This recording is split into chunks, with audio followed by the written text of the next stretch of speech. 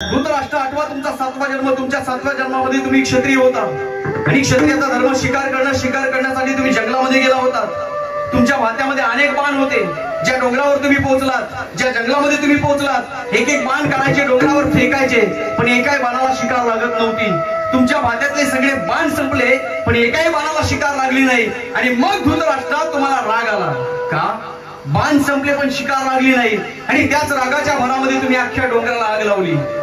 विदुर सांगताय धृतराष्ट्राला तुमचे 100 का मेले आणि तुम्ही जन्मांतराने का झालात?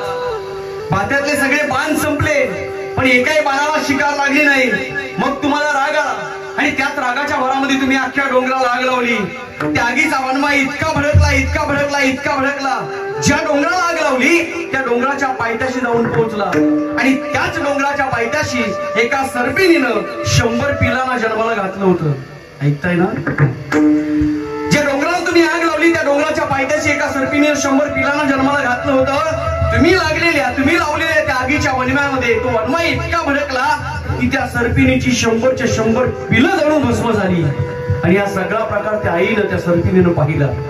ती समोर आली, पाहते तर काय माझी 100 पिलं जळून भस्म झालेली आहेत। आतापर्यंत तिला डोळे होते, समोर पाहत होती, आणि इतका वनवा, इतकी आग भडकली गेली की त्या आगीचा वनवा आतापर्यंत डोळे असलेल्या सर्पिणीच्या डोळ्यांपर्यंत पोहोचला, आणि तिचे दोन्ही डोळे जळून भस्म झाले। ती आंधळी झाली।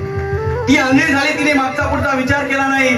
तिने सरळ वर आकाशाकडे पाहिलं आणि त्या भगवंताला आराधना केली, हे देवा, अरे ज्याने कोणी या डोंगराला आग लावली असेल, या आगीच्या दाहकतेने जशी माझी 100 पिलं जळून भस्म झाली असतील, तशी त्याची देखील पुढच्या जन्मात 100चे 100 बाळ जळून भस्म झाल्याशिवाय राहणार नाही। आणि मी जशी आंधळी झाले तसा तो देखील जन्मांत आंधळा झाल्याशिवाय राहणार नाही। धृतराष्ट्रा, तुम्हाला तुमच्या प्रश्नाचं उत्तर मिळालं।